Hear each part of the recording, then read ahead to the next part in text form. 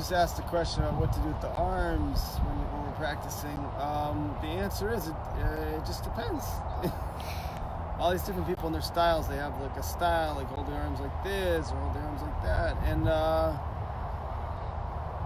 all the styles are good for different time periods. The point is we're trying to build the energy and relax. So whatever is going to build the energy the most, the way that builds the energy. A general formula is you can like keep them up for a long period of time, like 10 minutes or 20 minutes or half an hour, keep them up here or there. Inhale with them up, exhale, put them down. Something, just here is too easy. We want to like engage, and we keep our hands up, and we'll feel like a lot of tension in the shoulder, and we'll keep relaxing. A lot of people say, "Oh, it's tense. I got to stop." No, it's the opposite. We go into the tension. We feel the tension, and then we relax into it. It's the same, people say start lifting weights and do a lot of reps. It's the same. It's an exercise, It's also not an exercise, but on one hand, it's an exercise. Another good exercise, try to feel the energy between your hands, even from a far distance. Feel it out here, feel it close. You should feel a lot of energy. Feel where, a lot of people can't feel the energy. That means they're all blocked up, And that's kind of the basis of energy healing on other people. If we can feel our own energy, we can affect people with our hands, not touching them or lightly touching them.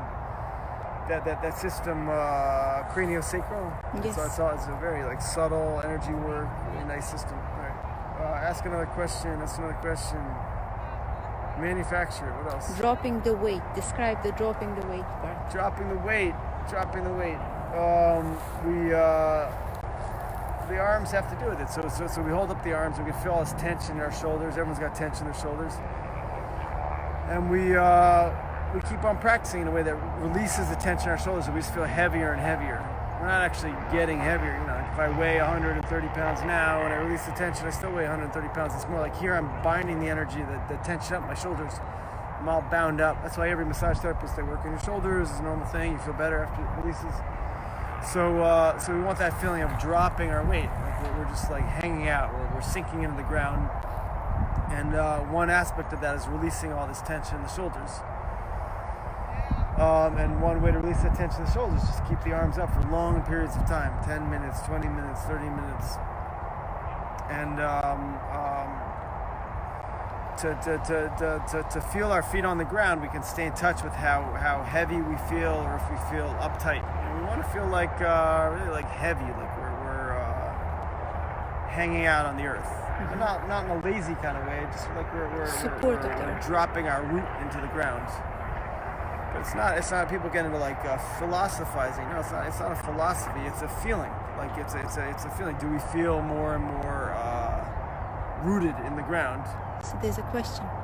So is it an exercise or it's not an exercise? Oh, who asked that? Rafael Nata. Oh, hey, Rafi. Yeah, it's both. I mean, it's whatever. The traditional definition is it's exercise and meditation, and then if it's Tai Chi, it's also martial arts. But Qigong, every kind of Qigong is exercise and meditation.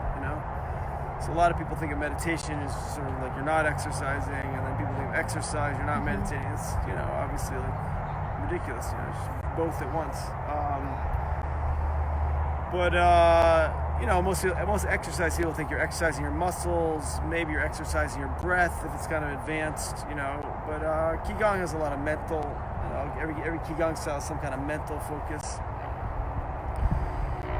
There's one style that's popular. He says connect to how infinite the universe is externally. It just kind of goes on and on. Then close your eyes and feel how infinite you are inside in reality. It's a nice meditation. Just this kind of it's kind of like parv meditations. They're not, a lot of the modern Qigong, they got that, maybe just for sales, they got that people don't want too much of the Buddhism, they don't want too much of the shamanism. So they made a lot of very parv concepts that are basically most of them are basically 100% kosher. And some of the systems that give you the parv stuff, and they hook you into the weird stuff, and then it gets, a lot of the systems like that. So Falun Gong, kind of to their credit, they were very weird right from the start. They make it very strange. They don't try to hide how strange they are. This is the biggest Qigong cult in China. It's kind of to their credit. They just put it right out there. It's very strange. Okay, what else? Questions. Qigong. What is Breslev Qigong. what is practicing ongoing without like specific time? Let's say you're walking upstairs, downstairs, you're in the house.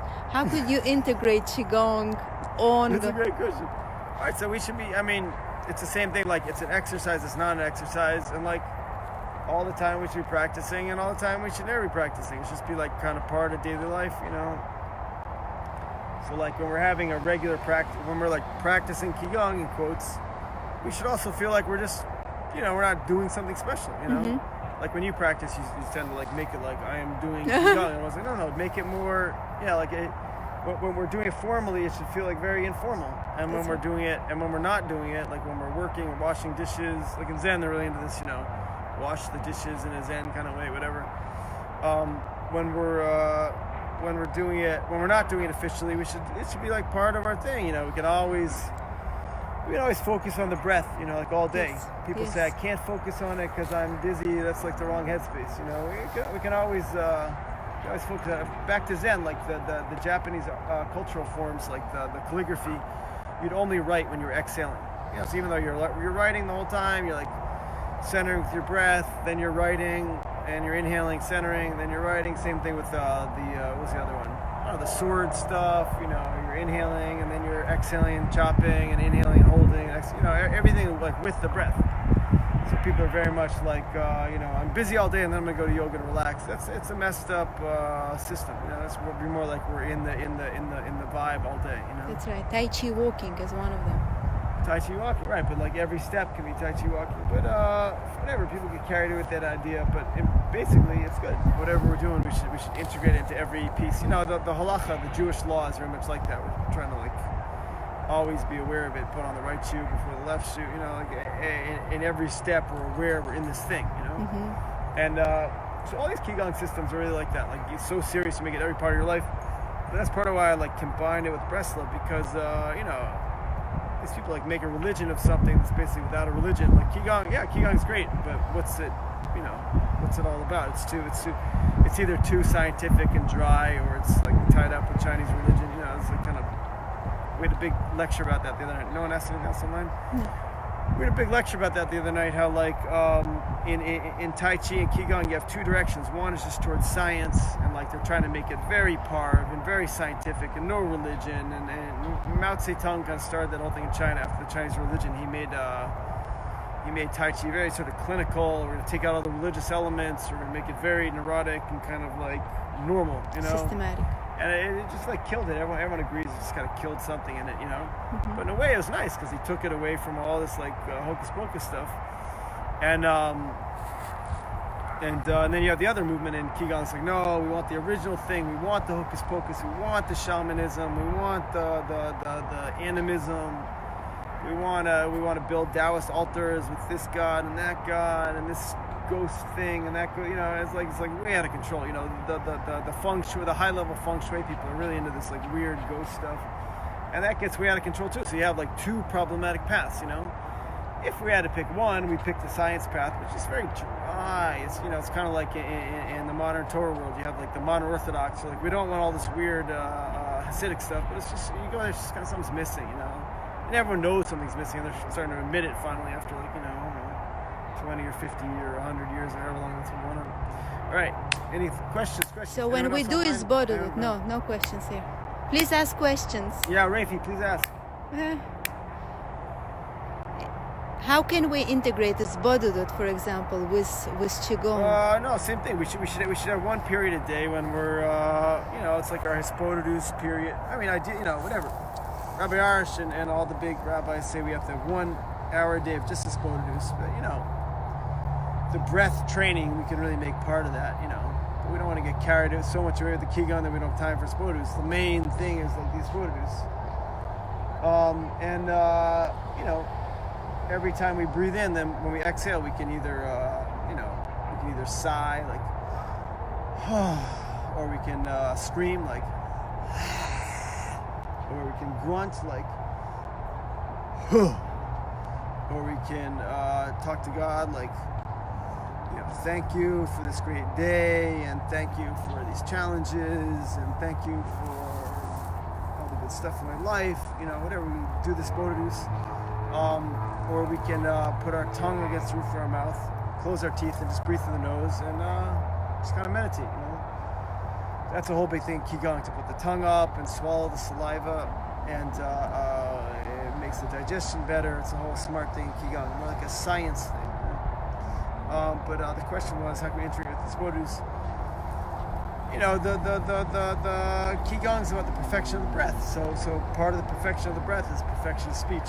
Part of the perfection of speech is perfection of talking to God. But then it doesn't have to be limited to talking to God. It's talking to people.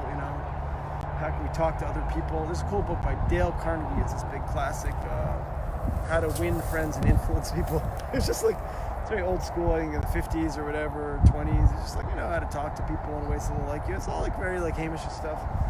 How to talk to our rabbi is part of the mastering of the speech. In Ayurveda, they're really into like practicing silence, because most people drain their energy through speech. So that's like a smart headspace they're in. But obviously, we're gonna have to talk sometime, and when we do, it should like be in a way that builds us, builds other people. If it builds us and other people at the same time, that's like the ultimate, the ultimate level. A lot of people, they like know how to build other people, they drain themselves, or they know how to build themselves, they drain the other people. That's obviously problematic. All right, what else? Ask some technical questions about the stuff we've been doing, the technical Qigong stuff. Like yesterday with the... Yeah, some people have trouble combining breathing and posture. Like no, they're no trouble. It's the two things help each other. We can only breathe properly if our posture is like really working right, and we can only have our posture working right if we breathe properly. It's really one thing. They're not two different practices. It's one practice. And we need only stop for a little while each day and like stand there, sit there, and like feel the breath, and then we can feel, when I do this I breathe better, when I do that I breathe better. A lot of yoga styles is very systematic. Raise your arm here, do this, do that. It's like too much. I like the yoga style where you just stand there, sit there, and kind of like breathe, and then you feel where to put your body so the breath works better. All these systematic things, just way too carried away. This big rabbi in Jerusalem, Formansky, I think it's Chabad guy, he's talking about how the Eastern stuff is just gets so carried away. It's like people just go for a half-hour walk each day, outdoors vigorously. Like, it's good, you don't have to do this whole like thing. At the same time, the whole thing can be cool as long as it doesn't get too weird. It's usually too weird though, which is why I'm more into like teaching the spontaneous kind of style, because once you get into these forms and this thing and that thing, then it's just like, I don't know, people just got a lens to people getting too into, like we went to that guitar store the other day, like all those musicians there, like they were like too into their little world, as you could tell, it's like a little kind of technical. Yeah, not just technical, just too much like a bubble, That's right. It was cool though. It was refreshing too. It was like too bubble. All right, one more thing. Let's see what time it is. One more question. Yeah, it's 5:15. One more question. What's this? An hour standing? How long do people start with? What is? Do enough each day. People start, they overdo it, and then they don't do it. Or do whatever. Don't 10, overdo 15 it. minutes for Don't start. overdo it, yeah. Great thing is like in the morning before eating, do something, and then at night before going to bed, do something. And that's the way to start working on our sleep. You kind of start to minimize the sleep if we really get into practicing first thing in the morning, last thing at night. And then, the real like serious yoga people, they're like first thing in the morning, and then before lunch, and then before dinner, and then before sleep, 4 or 5 times. It's like, before meals is a great time. It's like an amazing time to practice space, food in our mouth. All right, okay, thanks everyone. Call, write, text, come to our beach class. Our beach class is generally around sunset in Delray Beach, like before sunset. All right, thanks, bye.